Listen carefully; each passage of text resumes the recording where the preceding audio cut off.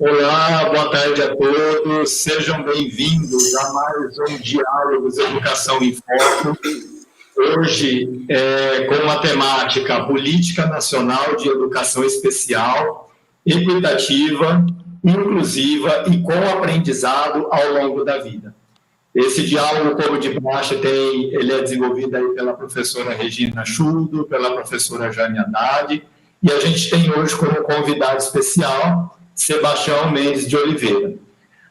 E também hoje a gente tem a estreia do Thierry, que é um estudante de intérprete de Libras, que se disponibilizou voluntariamente para estar aqui contribuindo com este diálogo.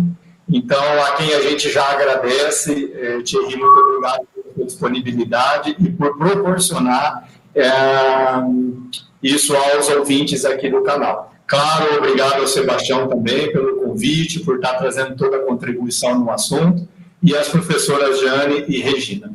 Então, Regina, vou passar para você, para de praxe aí, dar sequência a esse diálogo de hoje. Tenham todos uma excelente live. Obrigada, Paulo. Boa tarde, meus queridos amigos de toda segunda-feira no canal da Ferraz Eventos. Obrigada, Paulo, por mais essa oportunidade de estabelecer um diálogo, hoje com um tema essencial que a gente já até poderia ter falado, né? Em função da publicação do Decreto 10.502, hoje resolvemos, eu, Jane, Sebastião, Thierry, fazer a nossa manifestação de repúdio contra o Decreto 10.502, mas como uma manifestação apenas para que a gente retome conscientemente, né, a educação inclusiva, a importância da educação inclusiva no Brasil. E o decreto que Jane e Sebastião vão falar, ele acaba sendo excludente, segregador, e não trabalhando, de fato, com uma educação que inclui, mas que separa. E nós não estamos nesse momento. Então, antes de eu prosseguir, deixa eu passar a palavra para os nossos convidados. Jane, querida, boa tarde, minha querida. Você está bem? Boa tarde, Regina. Estou ótima. Boa tarde, Sebastião. Boa tarde a todos nós, né, que estamos aqui nesse momento juntos para refletirmos sobre esse decreto, sobre as saídas, as entradas que a gente pode fazer junto a esse tema aí que já é um pouco da nossa bandeira na educação brasileira. Muito bem, obrigada, Jane. Hoje, gente, nós temos um convidado especial. Já considero meu amigo, já viajamos juntos, né? O Sebastião Mendes de Oliveira. Ele é de Montes Claros, Minas Gerais. Sebastião teve uma ausência congênita, o que fez com que ele não nascesse já sem os 2 membros superiores, né? Ele tem um pedacinho do braço e da mão, um dedo, né, lá, ó, né, Sebastião? E o Sebastião é um guerreiro, porque há muitos anos atrás, né, quando a mãe dele, mesmo eles vindo de uma família extremamente humilde, a mãe dele considerava que a educação seria primordial.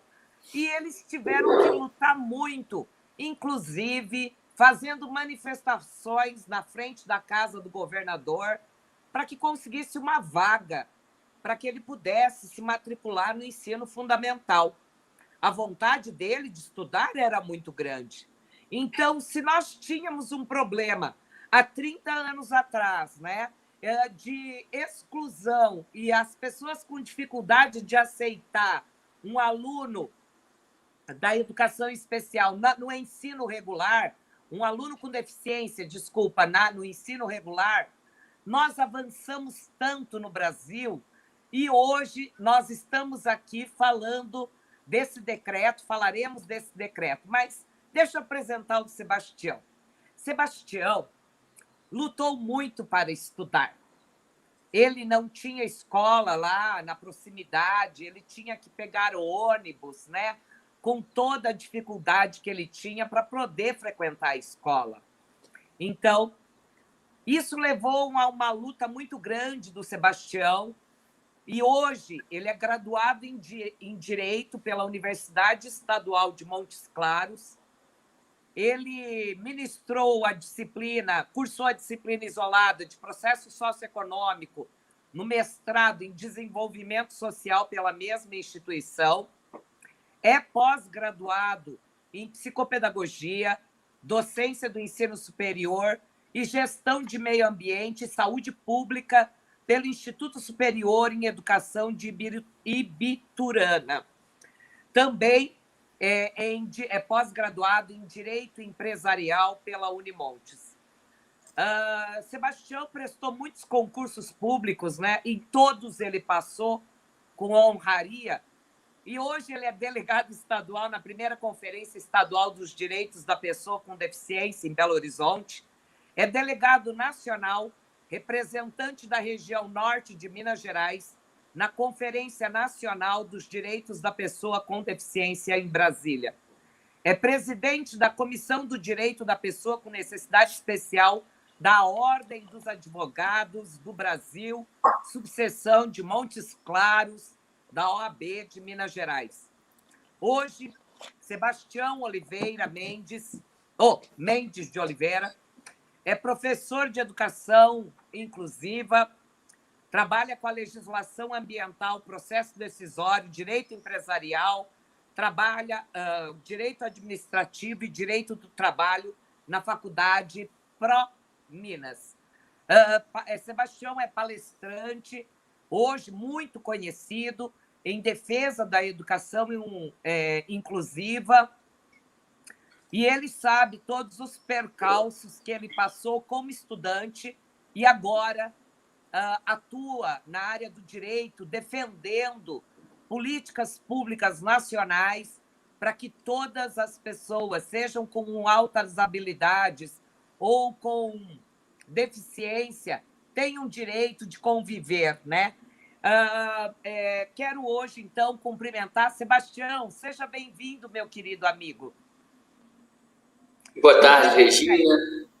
Boa tarde, Regina. Boa tarde a todos. Um prazer, uma satisfação. Muito orgulhoso de poder chamá-la de amiga, pessoa extremamente carismática, companheira, sempre um alto astral elevadíssimo. Estendo os agradecimentos à Ferraz Eventos, que nos disponibiliza esse espaço para fazer uma discussão extremamente importante e necessária nesse momento em que parecia que estávamos alcançando uma quase plenitude, ainda que com seus ajustes necessários da educação inclusiva. Vem esse decreto e sem muitos debates, sem muita participação de quem de fato necessitaria ser ouvido. Então, fica parecendo que é como se fosse uma imposição. Estendo meus cumprimentos à professora Jane Haddad, a quem fico muito feliz e honrado em poder dividir o mesmo espaço com a professora Jane Haddad. É uma honra, uma satisfação. Agradecer ao Thierry pela disposição, pelo carinho de fazer com que a nossa fala, a nossa comunicação, nosso debate chegue também àquelas pessoas que têm uma forma diferente de comunicar. Esse vai ser o objeto do nosso tema hoje. Tratar igualmente os iguais e diferente os desiguais na medida de suas desigualdades. É o que a gente espera que o governo dê uma parada e faça uma melhor reflexão sobre essa nova ação, essa nova atuação da Política Nacional da Educação Inclusiva. Muito bem. Muito bem. O decreto 10.502 manifesta publicamente, né? A gente manifesta a nossa preocupação com essa Política Nacional de Educação Especial lançada no dia 30 de setembro pelo decreto. O Senado e os senadores e os deputados já apresentaram projetos para suspender esse decreto, pois nós temos o decreto 6.949 de 2009, dizendo a garantia nacional de um sistema de educação inclusiva em todos os níveis de ensino, sendo proibido, né, excluir pessoas com deficiência no sistema educacional em razão de qualquer deficiência. E esse decreto 6.949, que levou tantos anos para ser, né, aprovado, foi alvo de tanta discussão, agora vem um novo decreto colocando, então, a educação inclusiva com segregação, ou seja, voltando a colocar crianças, jovens, né, na educação, no ensino fundamental, na educação básica, separados, né, quando eles têm direito de frequentar junto conosco. Como o Sebastião, que estudou, né, e frequenta qualquer ambiente, está sempre conosco, viaja. E olha, gente, ele viaja ainda sozinho, tá? Sem precisar ficar lá precisando de ajuda. Eu é que fico preocupada, mas ele sabe se virar. Bom, todo este decreto trouxe à tona novamente a discussão da importância do Brasil ter uma educação inclusiva de fato, não só para alunos com deficiência, mas ser inclusiva, inclusive para aqueles que têm dificuldades de aprendizagem, para aqueles que têm deficiência, para todos, né? Com uma igualdade de oportunidades e não com segregação. Então, essa live hoje foi preparada com muita atenção pela Jane e pelo Sebastião, pois Jane, Sebastião e Thierry são melhores porque são especialistas na área. Então, feita a introdução, eu vou passar a bola para a Jane, porque é hoje a Jane que vai mediar. E você é nosso convidado para fazer as perguntas aqui no chat, tá bom? Vai lá, Jane, a bola é contigo. Bom, somos todos especialistas, já que a gente está falando de uma educação regular, de uma educação regular para todos, uma educação que não avalie crianças e jovens pelas suas inteligências ou estado físico ou estado emocional. Eu acredito que a educação inclusiva ela é uma bandeira, né, da educação brasileira. Porém, né, me parece que com esse decreto, né, eu quero escutar o Sebastião, me parece que a gente está fazendo uma volta a uma separação da educação regular e da educação especial. O que me preocupa muito, porque eu acredito que ter um olhar numa perspectiva inclusiva é um olhar lento, trabalhoso, já que nós não fomos acostumados a olhar para o que a gente tem e sempre para o que está nos faltando. Uma escola que ainda, sem perceber muitas vezes, classifica crianças e jovens pelas suas habilidades, que nem sempre a gente consegue conferir junto a uma atividade ou a uma mediação no grupo. Então, o que eu queria entender e saber sua opinião, Sebastião, e a opinião de vocês que estão aí pensando com a gente, o que significa, na prática da educação, uma política nacional de educação especial nesse momento do Brasil? O seu áudio está mutado, Sebastião.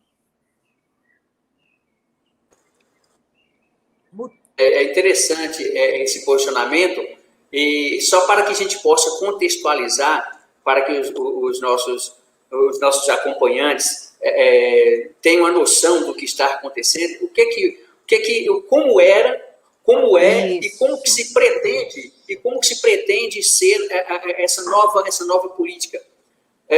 Não vou buscar questões históricas, mas apenas uma das últimas fases antes da inclusão social que é a questão da integração social, em que nós tínhamos dois grupos muito distintos em termos de educação.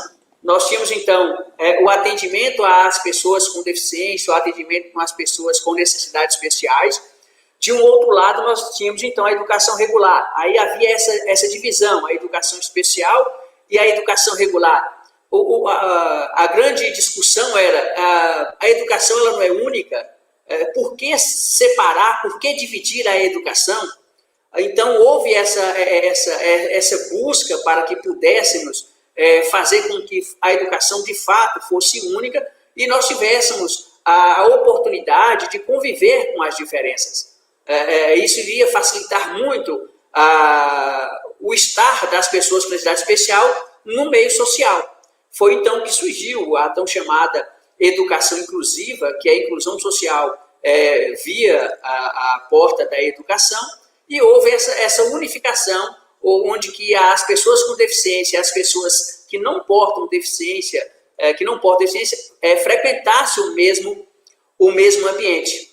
E é claro que sair desse estado de integração para a inclusão foi um choque muito grande para o Estado. Aí nós tomamos uma palavrinha da física, que é chamada resiliência, que é a capacidade do corpo voltar ao estado anterior após um choque, após um confronto com um objeto externo. A educação sofreu esse impacto, sofreu essa deformação da integração para a inclusão social. Entretanto, agora nesse momento, demonstra que parece que o Estado ele não conseguiu ser resiliente, ele não está conseguindo fazer com que a comodidade que eles tinham no período da integração fizesse com que ele agisse da mesma forma no processo de inclusão social. Vendo essa incapacidade do Estado, acredito eu que ao invés de enfrentar os desafios e as dificuldades dessa nova realidade educacional, que é a educação inclusiva, o Estado quer dar um passo atrás, né? Não quer enfrentar a situação que de fato foi imposta ao Estado. A legislação é muito clara, o artigo 205 da Constituição Federal diz que a educação é um direito de todos. E todos nós temos uma parcela de responsabilidade. Aí vem a questão do Estado, vem a questão da família, vem a questão da sociedade e o empenho de cada um de nós. Então, vindo essa nova visão da política educacional, o grande problema é porque vai atingir toda a educação brasileira, nos mais longínquos rincões do nosso país. Vai atingir pessoas que, lamentavelmente, não têm força e não têm voz. E aquilo que se apresenta incomoda e busca fazer com que o Estado busque melhoria. Se houver esse retrocesso, nós voltarmos ao estado anterior, ao estado anterior, nós vamos ficar escondidos, nós vamos ficar sem voz. A dificuldade é muito grande para demonstrar quais são as nossas necessidades, quais são aquilo que nós desejamos e almejamos enquanto seres humanos. Esse vai ser o grande impacto dessa nova política, se caso via a obter êxito no Congresso Nacional, Jane. E, Sebastião, você toca num ponto importantíssimo. Quando a gente entrou e travou uma batalha na educação, na época, eu me lembro muito da Mantoan, né, entre a diferença da integração e da inclusão, e o quanto que a gente teve que marcar junto, que incluir não era apenas colocar a criança para dentro e chegar a dar a mesma atividade, porém, aquela criança que não tinha aquela habilidade, ela ficava desenhando ou recortando. Ou seja, demoramos anos e ainda estamos engatinhando com a flexibilização curricular, com as devidas adaptações do plano de desenvolvimento individual, que, a meu ver, deveria ser feito para qualquer criança, mas, né, aí a gente vai entrar numa outra questão. Então, eu fico pensando essa ideia de que como que a gente vai realmente debater essa prática, já que a inclusão ela traz por si só muito mais trabalho e responsabilidade de cada um. Você sentiu isso na pele como estudante, né? e, ao mesmo tempo, hoje, como cidadão, não que eu não fosse lá atrás, mas, assim, lutando por esses direitos, e você sabe que, mesmo que sendo um direito adquirido, ainda a gente, muitas vezes, encontra instituições que colocam para dentro e só integram. Né? Então, eu fico pensando, será que a gente vai ter uma volta agora naquela educação especial, mais atendimento especializado e mais segregação? Caso vingue esse... Jane, é um tanto quanto delicado. O que eu trago nas minhas palavras, muito mais do que conceito filosófico, religioso, ou até mesmo pedagógico, eu trago verdade, trago realidade. Lamentavelmente, embora quando eu precisava iniciar a minha vida acadêmica, nós já estávamos no processo de inclusão social, e isso é interessante porque ela não abrange todo o país. Num período em que se já discutia inclusão social, eu estava sendo excluído lá na cidade de Berizal. Eu não era aceito na escola. Então, é muito cômodo, muitas vezes. Hoje, por exemplo, eu estou na minha sala com ar-condicionado, fazendo um debate no plano jurídico. É muito fácil fazer isso. A dificuldade é para aquelas pessoas, aquelas famílias que ainda não conseguiram lograr êxito, colocar seu filho na sala de aula. E as pessoas se sentem enfraquecidas, incapacitadas, quando estão diante da briga com o Estado. Só uma questão para você desmembrar. E você não acha que é em cima dessa fragilidade que isso está aparecendo novamente? E é lamentável a gente chegar nessa conclusão, Jane, é lamentável chegar nessa conclusão, porque muitas pessoas que necessitam, que a educação... É bom deixar claro para as pessoas, Jane, o seguinte, para toda doença há um remédio. A inclusão é o remédio para a exclusão. Só que a inclusão ela tem vários compostos. Um dos compostos para a inclusão, desse medicamento para a exclusão, que é a inclusão, é a educação. A educação é a porta de entrada para o mundo inclusivo, para que a pessoa com necessidade especial, a pessoa que está excluída da sociedade, possa exercer outros direitos que também são excluídos. A Regina disse no início, inicialmente, que eu passei em vários concursos públicos, mas se eu não tivesse estudado, se eu não tivesse conseguido adentrar na escola, eu estaria também excluído do mercado de trabalho. Quando a gente discute a educação, nós estamos discutindo a política pública mais importante do processo de inclusão social, daqueles que vivem na exclusão social. Se nós fragilizamos a educação, nós estamos fragilizando os demais direitos sociais que estão lá estabelecidos no artigo 6 da Constituição Federal. Eu não vou negar apenas a educação, Jana, eu vou negar o direito à moradia, eu vou negar o direito ao lazer, eu vou negar o direito ao trabalho. É a porta de entrada para a inclusão social.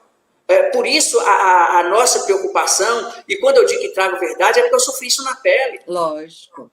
É ruim, Jane, você chegar, falar assim, eu quero estar no meio de vocês, e o pessoal, e simplesmente vai falar, não, você não é bem-vindo, você não é bem-quisto, e sequer dá oportunidade para que a gente possa defender. Até onde vai no ponto de preconceito, eu sempre digo isso, ele é superável, o preconceito é superável. O que eu vejo é que o Estado está colocando, nos julgando incapazes de aprender juntos. Mas quando nos julga incapaz de aprender juntos, isso me motiva. Isso me faz querer mostrar o contrário. Agora, o grande problema, Jane, é quando o Estado discrimina. Ele não quer discutir, ele não quer te ouvir para demonstrar quais são as suas fragilidades. Por que não pergunta, Sebastião, o que te impede de estar no meio aqui na classe regular? O que você precisa de apoio? O que a sua família precisa de apoio? É um conjunto de situações que necessita da atuação do Estado. Agora, sabe qual que é a minha preocupação? É porque nessa necessidade, eu não sei se eu estou enganada, mas eu tenho a impressão que o Estado está pegando um ponto frágil entre a instituição escola e a instituição família, e convencendo a família de que a aprendizagem é melhor quando eles tiverem seus filhos entre os seus iguais, porque a escola regular ela não inclui mesmo. A impressão que eu tenho é que eles pegaram esse nó, sabe? Que é a comunicação, né? Porque como a gente vê que a inclusão social é uma bandeira, mas que ainda a gente vê, por exemplo, a pessoa que se diz incluindo socialmente, comentar que o outro é um viadinho, que a outra parece um bujão, que o outro é manco. No discurso construído historicamente, a gente vê que o discurso está mudando, mas a postura ainda não. E o meu medo é que, e eu tenho escutado isso das famílias falando que preferem essa separação, porque na escola regular seus filhos não estão encontrando lugar. Isso é que me preocupa. Eu te entendo, Jane. As pessoas têm que compreender que a educação inclusiva, na realidade, ela é integral, ela é evolutiva, é um processo em construção. Nós passamos pelo processo de habilitação e reabilitação, nós passamos pelo processo de segregação social, passamos pelo processo de integração social, e não é plausível essa justificativa do Estado. Por quê? Porque se assim fosse, nós não precisaríamos ter evoluído ao processo de inclusão social. Nós teríamos resolvido esse problema há anos atrás, quando estávamos ainda na integração social. E nós só evoluímos para o processo de inclusão, é que nós vimos que, de fato, essa educação segregada, separada, ela não funciona. Agora, é óbvio que nós temos que ter um certo cuidado, porque nós temos que observar a questão da individualidade, né? Há deficiências e deficiências. Talvez muitas vezes algumas famílias elas não se sentem confortáveis e acreditam que estão expondo, talvez de forma a ridicularizar ou de forma desnecessária o seu filho, ainda não aprenderam a lidar com a necessidade, com a deficiência. O fato, Jane, é que as pessoas elas têm medo de enfrentar a verdade. Muitos pais de famílias têm pessoas com deficiência e esconde de braço do braço. É aquilo que nós chamamos de superproteção. É o que nós chamamos de superproteção. Até porque a gente não tem mais uma única verdade, né? A gente tem uma diversidade de verdades, inclusive aquela verdade que te contaram, que a inteligência, para quem tem alguma deficiência física, ela é o todo. E não é, porque quando eu fecho um canal de comunicação, eu abro outro. E eu achei muito interessante essa analogia que você coloca, que toda doença tem um remédio. Perfeito.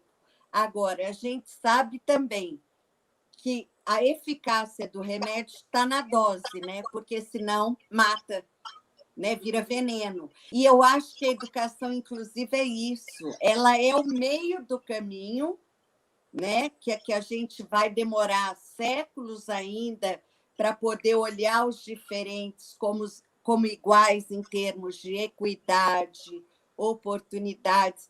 E aí eu emendo uma questão que é assim, olha, eu acredito na mudança de olhar e formação dos professores. Onde? Vê se eu estou equivocada. Onde? Enquanto professor, eu, além de estudar o desenvolvimento da criança, eu vou estudar como ela se constitui psiquicamente, emocionalmente, fisicamente, e não só na base do modelo normal. A criança normal é aquela que aprende isso, que é a nossa formação, em detrimento do deficiente, ou seja, o Sebastião não alfabetizou com essa idade, ele tem uma deficiência ou algum transtorno ou alguma coisa. Você pode comentar isso? Se você sentiu que você precisou estudar muito mais do que a criança dita normal, para que você pudesse ser olhado para além da sua deficiência, ou não? A gente faz isso, Jane, a gente acaba tendo um empenho maior até mesmo pela necessidade de ser aceito. A gente quer demonstrar que a gente é capaz, e as pessoas duvidam da nossa capacidade. E aí muitos dos defensores do decreto, o que eles colocam? Porque a gente trabalha com muita questão de amor, de passar a mão na cabeça. Eu digo para você, assim, seguramente, que nós só conseguimos um avanço significativo no processo de inserção social das pessoas com deficiência dentro do seio social, seja na educação, no trabalho, no lazer, em todo esse aspecto, graças ao empenho e ao amor dos professores. Se tem uma classe que a gente tem que tirar o chapéu e que deu duro para que, de fato, a inclusão acontecesse, foram os professores. E nós não podemos desassociar de forma alguma a questão de trabalhar com amor. Não estou dizendo que você tenha que ter pena ou tenha que ter dó. Ninguém quer ser tratado dessa forma. A grande dificuldade é sair da zona de conforto. A dona Sebastiana, diferente de algumas mães que eu conheço, ela me pegava, me mostrava no espelho e falava: Sebastião, você é assim, você não tem os braços, as pessoas não vão te aceitar, as pessoas não vão permitir que você faça isso, que você não faça aquilo, até que você prove que você que você é capaz. Você quer fazer isso? Então toma, vai para lá. E me jogava para o meio social. Agora, infelizmente, lamentavelmente, algumas preferem acolher, falam assim: não, meu filho, eu não quero que sofra, eu não quero que passe por isso. O fato é que nós não teremos os nossos pais, esses nossos protetores, para o resto das nossas vidas. Eu, por exemplo, já perdi minha mãe, já perdi meu pai. Se ela não tivesse me ensinado a agir com autonomia, a agir com independência, certamente eu não estaria participando desse bate-papo com pessoas tão especiais. Com certeza. Eu não entendi isso. E quantas pessoas nós vamos estar limitando com que eles cresçam, que eles desenvolvam, simplesmente colocando eles em um ambiente separado e falando: vocês não têm competência, vocês não têm condições de se desenvolver lá. Novamente, eu volto a repetir, eu respeito algum posicionamento de alguns pais, eu respeito a caracterização de algumas dificuldades, eu compreendo perfeitamente, eu sei o quanto é doloroso não ser aceito. Agora, a vida, ela também é um processo de construção, assim como a educação.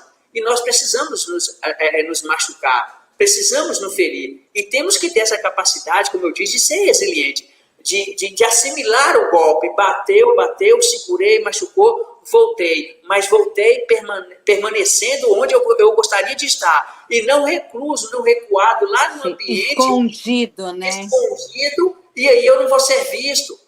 Hoje eu falo isso com muita tranquilidade. Aqui na cidade de Montes Claros, quando eu cheguei na cidade de Montes Claros, eu passava na rua, algumas crianças, Regina, algumas crianças, 6, 7 anos de idade, falavam assim: olá, mamãe, o homem não tem braço não, mamãe. E a mãe da criança ficava toda desconcertada: cala a boca, fica calada. Hoje as crianças me veem, e parece normal, e de fato é normal. Eles ainda falam: ei, eu balanço o dedinho, eles balançam a mão. Já não tem mais aquele afastamento, já não tem mais aquela distância. Eu falo isso em relação aos meus 2 filhos. Eles me tratam com uma naturalidade, e isso é porque eu estou convivendo com eles. Se eu ficasse num quarto escondido, certamente, quando eles me vissem, eles iam levar um susto, eles iam questionar: por que você não tem isso, por que você não é aquilo. É isso que machuca, é isso que dói. Provavelmente você não teria nem tido filhos, né? Se você não tivesse se visto, além da falta de um braço, além da falta de alguma coisa, né? E o fato de nós termos passado por essa fase, Jane, a nossa preocupação é essa: nós enfrentamos essa dificuldade de ser reconhecido, de mostrar que nós somos diferentes. Muitas pessoas que estão vindo agora com deficiência já não têm mais esse impacto. E se nós retirarmos essas pessoas de circulação, nós voltaremos a criar essa barreira, essa dificuldade. Volto a repetir, respeito o posicionamento contrário em algumas situações, entretanto, não vejo como sendo a melhor solução. Nós já avançamos muito para retroceder. Por que não aparar as arestas? Tiago é perfeito? Claro que não. Quando eu estava no ensino médio, por exemplo, foram poucas as escolas que chegaram para mim e disseram: Sebastião, do que você precisa? foram poucas. E eu dizia, eu preciso apenas daquilo que Romeu Kazumi Sasaki diz, eu preciso apenas de uma acessibilidade arquitetônica, de uma transformação do ambiente. Né? Então, assim, há situações na escola regular que são fáceis de adaptar à necessidade, há outras que são mais complexas, mas aí nós temos que ver, é um dever do Estado fazer isso. Onde precisa de um professor de apoio, nós temos apenas um auxiliar de docência, não vai dar certo, porque alguém está deixando de cumprir o seu papel, e isso faz com que os pais recuem, que os pais tenham medo, e é natural. Eu, enquanto pai, eu não quero ver meu filho sofrendo, eu não quero ver meu filho sendo discriminado, não quero ver meu filho estando na sala de aula apenas por estar como sendo um objeto. Não é o sentimento que nós gostaríamos. Então, já que nós percebemos e descobrimos que há coisas a ser feitas,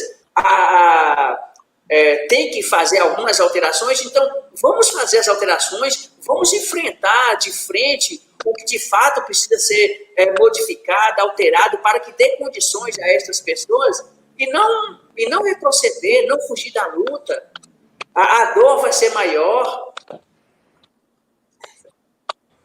Sebastião, eu estou ouvindo aqui atentamente, né, e acho que o que você está falando, a educação foi uma porta de entrada para mudar a sua vida, para mudar a vida de milhares de alunos com deficiência, ou para mudar a vida de todo cidadão. Então, quando a gente segrega, os separa, a gente está dizendo que eles são menos capazes que, né? Menos capacitantes. Mas a gente já tem pergunta, Jane, da plateia. Posso fazer uma pergunta, Lógico, então, antes lógico. de você falar? A Cirleida, já que tu é advogado, Sebastião, pode nos ajudar. Cirleida Aparecida fez uma pergunta brilhante. Queria saber quais são as possibilidades de criarmos manifestos contra essa resolução. Não é uma resolução, viu, gente? Já é um decreto. Então, o que a gente pode fazer, Sebastião? Conta lá para nós. Ora, em termos legais, nós exercemos nossos direitos através de nossos representantes. E nós estamos num momento crucial, que é num processo eletivo. Né? Nós estamos aí há dias do processo eleitoral. Nós podemos criar correntes virtuais, encaminhar e-mails para os deputados, para os senadores, demonstrando que o Estado agora ele conseguiu enxergar as dificuldades que eles estão tendo para atender às nossas demandas. Só que não é hora do Estado recuar, pelo contrário, não é o nosso desejo. Então, nós podemos fazer isso de forma virtual, nós podemos criar grupos, elaborar textos justificando que, de fato, trata-se de um retrocesso, encaminhar para os nossos deputados, encaminhar para os nossos senadores, encaminhar para o presidente da República. Inclusive, a primeira-dama é uma pessoa que está umbilicalmente ligada no processo de inclusão social. Tenho certeza que ela deve ter um posicionamento maravilhoso, já que ela teve a oportunidade de ter contato com pessoas que sofreram na pele o que é estar fora da sociedade. Isso é muito doloroso. Então, respondendo o nome dela, Regina, é Cileide? Cirleida. Cirleida, nós podemos fazer manifestações, encaminhar para os nossos representantes, agora, inclusive, iniciando com os nossos vereadores, com os nossos prefeitos, para que possamos alcançar o Congresso Nacional. Né? E nós podemos fazer esse movimento, inclusive, de forma virtual. Né? E talvez fica aqui o convite, né, para já começar isso rapidamente. Isso, eu até ia sugerir depois nos bastidores, aqui, juntamente com a Regina, a Jane e com a Ferraz e Eventos, nós podemos ser protagonistas juntamente com essas pessoas que a Cirleida está colocando aí de forma brilhante, que nós podemos fazer alguma coisa. Não adianta também nós ficarmos aqui apenas nas lamentações, falando, Exato. E não fazermos nada. Né? Então, acredito que nós podemos ser o diferencial nesse momento, sabe, Regina? E com participação da Cirleida, como ela colocou isso aí, muito nos incentiva. Nós temos que ser ativos nesse processo. Cirleida, eu queria complementar aqui o que o Sebastião disse. é fundamental, né? Nós estamos, inclusive, num ano eleitoral, prestes a acontecer a eleição municipal, mas os senadores e os deputados, alguns já manifestaram para assustar os efeitos do decreto 10.502. O senador Fabiano Contarato, do Espírito Santo, foi um deles, né? Nós temos outros deputados federais que já se manifestaram também. Esse manifesto ocorreu e deve ser pauta, né, na Câmara dos Deputados e no Senado, para falar da revogação desse decreto. No dia 3 de outubro, eles fizeram vários manifestos.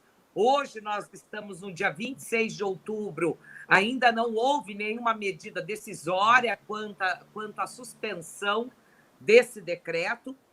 A Undime Nacional, os representantes das universidades federais já fizeram vários manifestos, vários estão colocando seus posicionamentos para que a gente olhe para a educação de fato inclusiva e não segregadora em nenhum âmbito.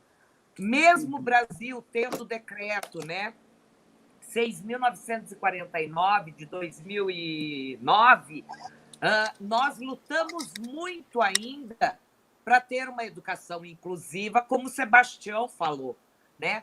Quantas escolas ainda não têm um ambiente adequado, o professor ainda não tem formação, mas todas as escolas que aceitaram a inclusão de fato, uma educação inclusiva, se deu por conta da gestão, dos professores, como disse o Sebastião, de gente que olha para todo ser humano como gente, né? Não fazendo diferença. É esse o nosso papel na educação. Então, só para vocês acompanharem, se quiserem entrar nos sites dos deputados, tem deputados e senadores que já estão coordenando este trabalho, tá bom? Vai lá, Jane, é contigo. Não, eu fico aqui, né, escutando o Sebastião e vendo, né, o que leva a ideia da gente quebrar uma coisa que ainda está em construção, né? O Sebastião falou de uma coisa muito importante, que até, Sebastião, muito que eu e a Regina temos trabalhado, essa questão da resiliência, né? E eu acho que quando a gente começar a entender o mundo emocionalmente, talvez a gente perceba que a grande educação está nas diferenças, né? E não nas similaridades, e não na ausência de uma subjetivação. É o que eu sempre falo, atrás de um diagnóstico tem um sujeito pedindo para ser olhado, né? A mesma coisa que um sujeito com altas habilidades, aquelas crianças que querem o tempo inteiro mostrarem que a inteligência, né? Quer dizer, atrás dali tem um pedido também de ajuda. Olha, além da minha inteligência, eu também sou um sujeito. Eu comentei numa live que eu fiz com Regina, que onde eu aprendi mais sobre inclusão foi com um aluno que eu tive, que ele era cadeirante. E, na época, a gente nem falava de inclusão social, né? Era uma escola privada, então ele tinha condições de pagar e tal. E toda vez que a gente ia levar ele de um lugar para o outro, eu e a pessoa que saíamos carregando a cadeira, a gente continuava a conversar. E aí ele olhava para a gente assim, um dia ele falou, deixa eu perguntar, eu estou aqui, por que vocês me levam para lá e para cá sem falar comigo? E aí é que eu tomei um chacoalhão, eu passei a entender a inclusão de uma outra forma. E que eu acho que é essa outra forma que o Brasil está começando a engatinhar, né? De olhar para um Sebastião, não como, ai, tadinho, nossa, parabéns, Sebastião. Não, você é um sujeito ativo. Você só conseguiu se colocar. A gente tem que parar de olhar o sujeito que falta alguma coisa como passivo, como coitadinho, como deixa ele ganhar, sabe? E eu acho que você traz isso de uma forma muito leve para a gente. Que bom, é o que eu sempre digo, assim, eu me lembro, você falou, eu lembro que a Regina, estávamos lá no estado do Paraná, íamos jantar, né, e a Regina chegou e perguntou, Sebastião, eu posso fazer algo para te ajudar? Veja que é simples a intervenção, né, isso é dar autonomia para outra pessoa responder, eu preciso, mas preciso que seja nessa medida, não precisa ser mais que isso. Na exata medida. E a igualdade, nós falamos inicialmente que tratar igual é tratar na medida da desigualdade. Então, naquele momento que a Regina me perguntou, Sebastião, em que eu posso te ajudar? Como eu posso te ajudar? Eu falei, Regina, eu quero que apenas corte o bife para mim. O resto eu faço. Se você não consegue cortar o bife, eu consigo cortar o bife. Mas por que eu vou despender uma força exacerbada se tem alguém do meu lado ali que se propôs a me ajudar? Nós não somos 100% independentes. E ela te pergunta, como eu posso te ajudar? Olha a diferença. Isso. Ela pegar o garfo e sair cortando para você. Isso. Se acontece isso, claro que eu não iria me portar diferente, mas, entretanto, haveria uma invasão.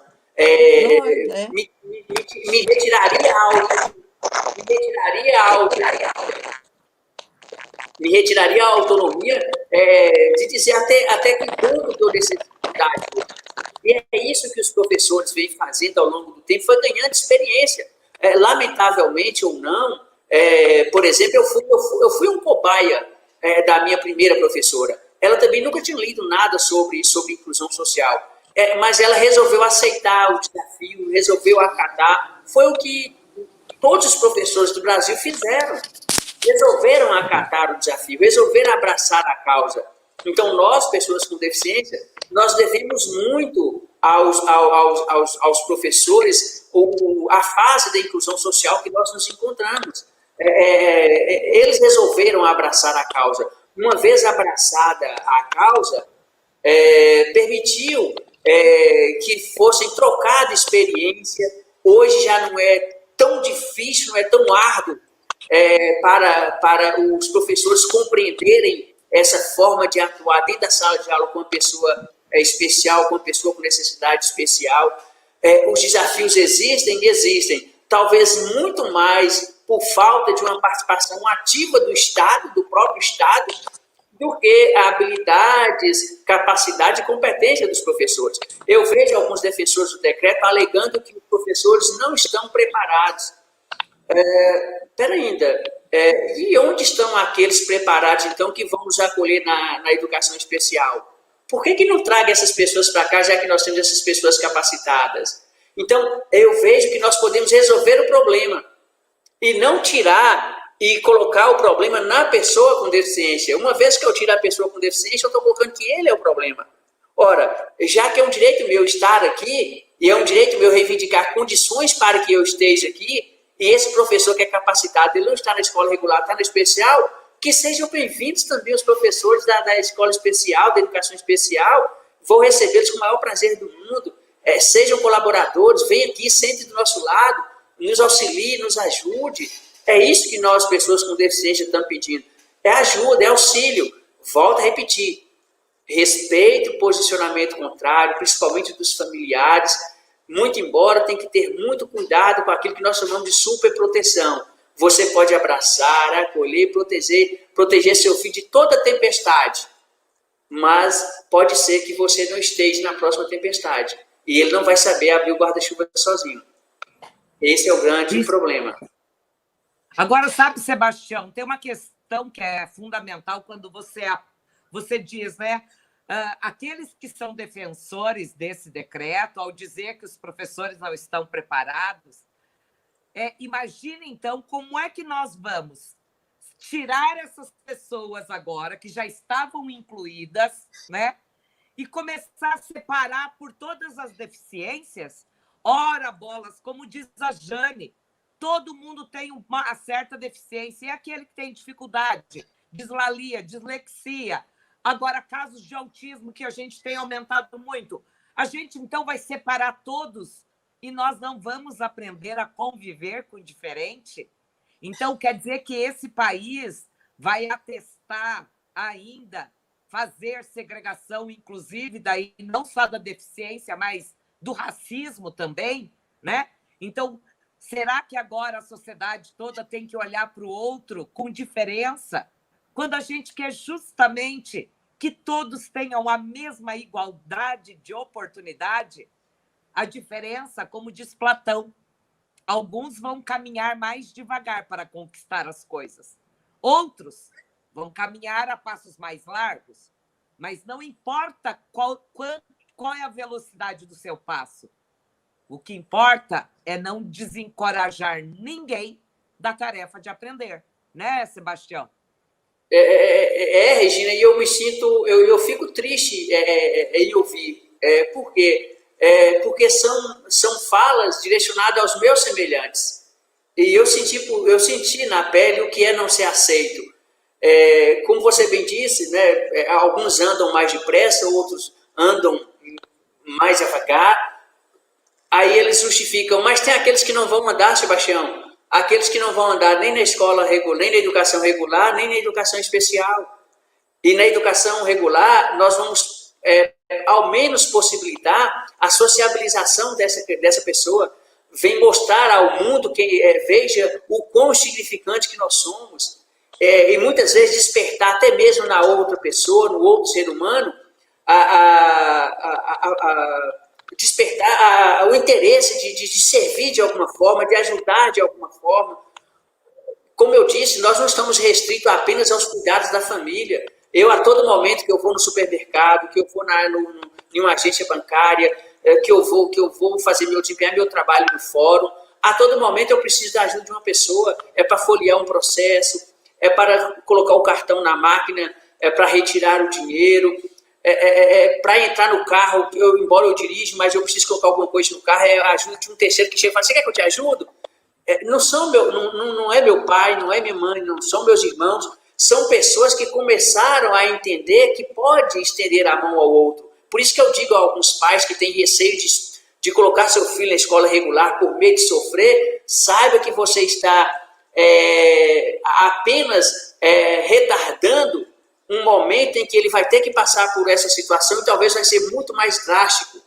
Porque até então, quando eu sofri algum tipo de discriminação, Regina, a Jane, fora da minha casa, eu voltava para casa chorando e eu tinha os braços da minha mãe para me acolher. Até que um dia eu soube me defender sozinho. Eu não precisei mais voltar para casa. E hoje, quando eu sou ferido fora de casa, eu não tenho mais minha mãe em casa. Mas ela deixou um legado para mim. Ela disse que eu seria protagonista da minha própria vida. Então, independe da situação do seu filho, independe da situação dessa criança, ele pode desenvolver com muita facilidade, ele pode desenvolver com muitas facilidades, ou talvez em função da questão cognitiva, não vai haver nenhum desenvolvimento na questão cognitiva, mas há uma questão social. É preciso mostrar à sociedade que nós existimos e que nós... Isso é ser humilde, Regina. Isso que é o sentido da palavra humildade, é demonstrar que eu preciso de ajuda. Sabe, Jane?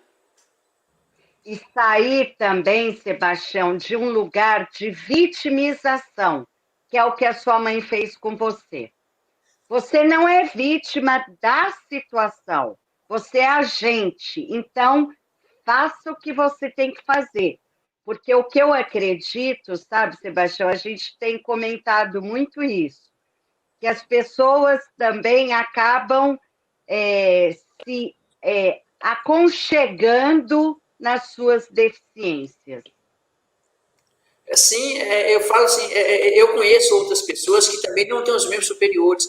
Eu consigo vestir a roupa sozinho, de uma forma. Eu conversando com outro colega, ele veste de uma outra forma. Agora, imagina se a gente começa a expor esses mecanismos que nós utilizamos para, por exemplo, vestir a roupa.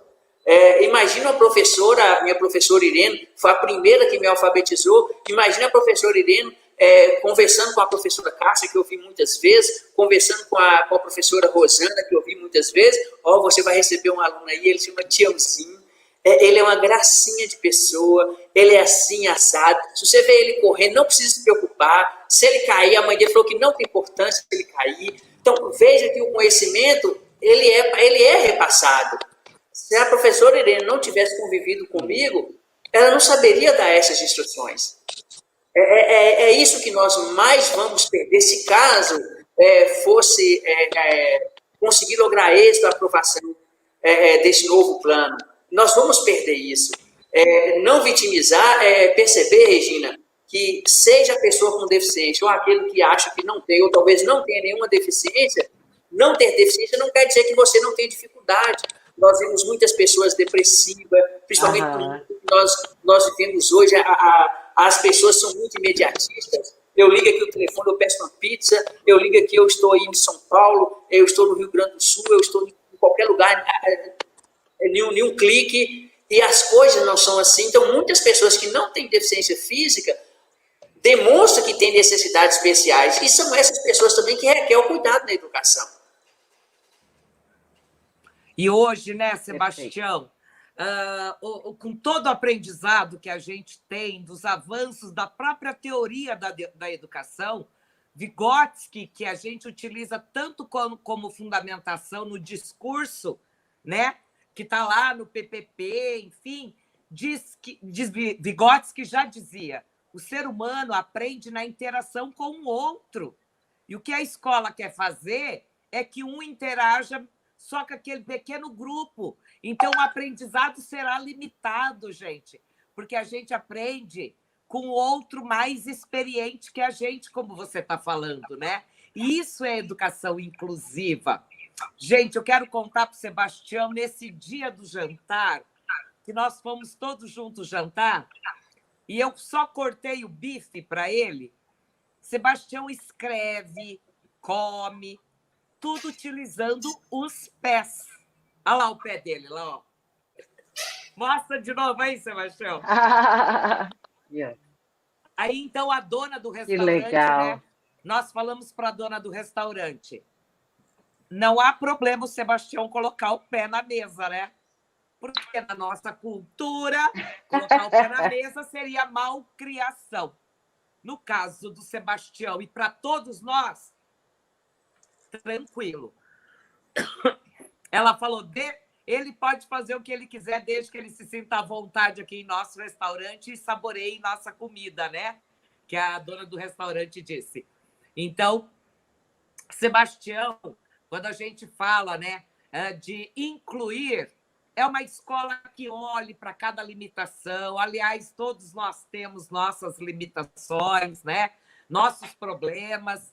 E o que a gente quer, mais do que nunca, é uma educação acolhedora. Há um estudioso que é conhecido muito da Jane, que é da área da avaliação, Lucchesi. O Lucchesi já dizia, né? A educação tem que ser um ato amoroso, amoroso de acolher todo mundo. E nesse momento, o que a gente quer, o que o governo quer com esse decreto é separar, não acolher, né? Está indo na contramão do que propõe a base, as diretrizes curriculares, a Constituição Federal e os avanços todos que nós tivemos com a inclusão. Bom, gente, nós estamos chegando ao final da nossa live. Eu queria, Sebastião, dizer que a Joselita, a Vanessa, Maria Luísa, a Cida, a Andréia, todos que estão nos acompanhando agradeceram por você compartilhar a sua história. E elas estão juntas conosco na defesa da suspensão desse decreto ou que ele seja revisto novamente, né? E que, mais do que isso, escutem todos aqueles que têm deficiência, todos aqueles que estão na educação especial, né, que fazem parte da educação inclusiva. Escutem os professores, porque este decreto parece que não ouviu ninguém. ele veio e foi sancionado. Então, agora, os deputados e senadores estão conosco para abrir para um diálogo. Quero agradecer imensamente a presença do Thierry, do Sebastião, da Jane, mas agora eu queria passar 2 minutinhos para a Jane fazer as considerações finais e para o Sebastião também. Ou melhor, vou passar primeiro para o Sebastião e aí a Jane arremata tudo, né, Jane? Sebastião. Tá bom.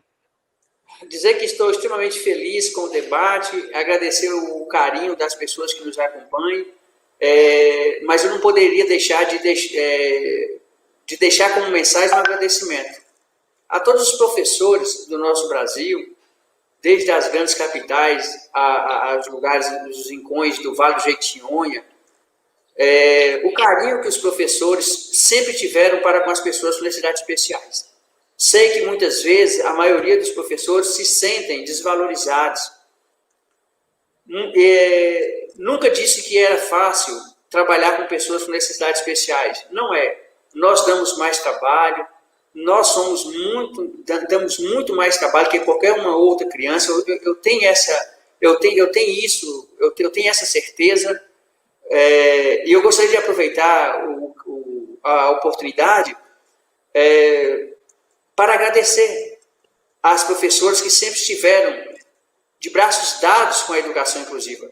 Talvez muitos de vocês, muitos dos professores, talvez nunca receberam um muito obrigado. Talvez até mesmo porque as pessoas que vocês passaram pelas mãos de vocês, pela vida de vocês, talvez ainda também não tiveram esta oportunidade. Então, eu quero deixar aqui, em nome das pessoas com deficiência, um agradecimento aos professores e um pedido às autoridades. Uma vez que se coloca dessa forma abrupta, é um desrespeito àqueles professores que deram todo o seu empenho para que a educação inclusiva, de fato, se tornasse uma realidade. E mudou a vida de muitas pessoas. E mudou a minha vida. Eu estou colocando, como eu disse no início, eu trago verdades. Não trago posicionamento filosófico, eu trago verdades. Então, eu quero deixar o meu carinho especial a todos os professores. Estamos abertos para diálogos, para conversa, para construir uma legislação que, de fato, acolha e não segregue. Reitero o meu carinho, minha amizade à Regina, a honra de ter participado da live com a professora Jane Haddad, um prazer, uma satisfação enorme, muito orgulhoso de poder ter participado com a professora Jane nesse momento. Thierry, por ter levado as nossas angústias, os nossos desejos, os nossos sonhos a um público diferenciado. É assim que nós construímos uma sociedade mais justa. É cada um contribuindo da maneira e da forma que consegue e pode colaborar. Regina, meu abraço, até breve. Muito obrigado. Ao Ferraz Eventos também deixo o meu carinho aí por tudo. Muito obrigado. Imagina, Sebastião, sou eu que tenho que agradecer.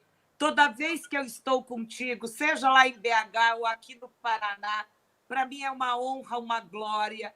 Você é um exemplo de vida, de luta, de pessoa humana acima de tudo, né? Eu agradeço imensamente pela sua mãe, pelo seu pai, pela luta que eles tiveram de colocá-lo na escola. E você, tão humildemente, quando você agradece todos os professores, me comove, Sebastião. Me comove de você agradecer todos os professores que talvez nunca receberam muito obrigado por terem se desdobrado para atender um aluno com deficiência. Sabemos que os alunos não são fáceis, mas só de reconhecer o valor do professor é inestimável isso. E é por isso que eu disse, não custa que o governo ouça os professores e todos que têm deficiência que estão na escola. Não crie um decreto sem olhar para aqueles que estão já na escola e que a gente lutou tanto pela inclusão. E por que agora a gente vai segregar? Eu posso dizer, eu, Regina, que esse decreto é um retrocesso. E nós estamos em tempos de ter políticas públicas para avançar e não para retroceder. Nós precisamos de políticas públicas nessa pandemia para dar igualdade de oportunidade para todos, de acesso à internet, para valorizar o professor, que fica sempre à sombra, à margem, e que ele lutou agora, muito agora na pandemia. Afinal, não precisamos de mais um decreto para aumentar as desigualdades no país. Precisamos empunhar a bandeira da luta pela qualidade, mas com direito à oportunidade. Sebastião, eu sou também imensamente grata a você hoje ter te conhecido, ter aceitado fazer a live conosco hoje. E aí, conta com a gente sempre. Eu estou emocionada. Obrigada. Jane, é contigo agora o finalzinho. Bom, Sebastião, Regina, Thierry, Paulo, né? Eu acho que... Estão me ouvindo? Estamos. Eu acho que o nosso compromisso com a educação desde sempre, né? E lógico que isso ficou muito mais nítido nessa pandemia, da gente chegar até as casas, chegar até os corações, e quando a gente fala de inclusão, é aprender, né? É isso. O que você fez aqui hoje foi nos ensinar mais uma parte do caminho, ou seja, a inclusão a gente aprende incluindo, aprendendo, revendo, e é isso que você fez de uma forma brilhante. A Regina já tinha me falado muito de você, né, desse encontro que vocês tiveram e do tanto que ela aprendeu. Né? Então, eu acredito que todos nós, neste momento de pandemia, eu tenho falado isso diariamente, estamos com necessidades especiais, estamos tendo que nos alfabetizarmos com os meios tecnológicos, nos familiarizarmos em estar diante de uma câmera. Então, mais do que nunca, estamos todos exercitando esse lugar que você nos fala com tanta propriedade e sensibilidade. Muito obrigada pela aula que você nos deu, pela afetividade que você passa para a gente de uma forma simples, como protagonista do seu processo. Obrigada. Obrigada, Thierry. Gente, essa foi mais uma live Diálogos de toda segunda-feira às 16 horas. Sebastião, eu acho que um dia eu e a Jane vamos chamá-lo novamente, mas daí para você contar como foi o início da jornada para ir frequentar a escola. Das partes mais difíceis, da luta da sua mãe, do envolvimento com a polícia, porque a polícia tinha que intervir para você ir para a escola, mas também as curiosidades, porque todo mundo queria saber como é que Sebastião ia no banheiro. Então, né, Sebastião? Eu acho que isso é a gente aprender junto. O mais importante é olhar para todo mundo igualmente. Todos somos seres humanos com os mesmos direitos, né? E é por isso que a gente tem que lutar pela educação. Gente, obrigada. Obrigada, Paulo. Obrigada, Thierry. Ó, tchau, né? Assim, né, Thierry? Aplaudindo para todo mundo que esteve aqui hoje. Sebastião também. Beijo. Obrigada, professores que participaram conosco dessa live.